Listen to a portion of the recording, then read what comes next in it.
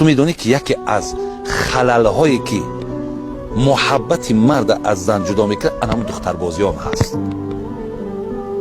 инам халала ворид мекунад ки вақте вай ба ҳар хелаш доду гирифт дорад,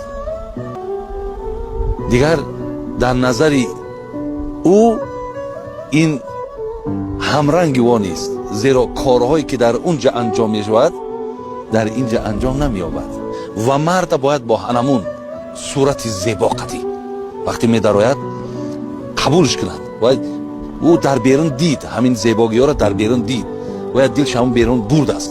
вақте вай меяд дар хона ки бубинад аз онҳо да беҳтартар, баъд чӣ мегӯяд? мегӯяд ҳамон хубш дар пешам ҳаст.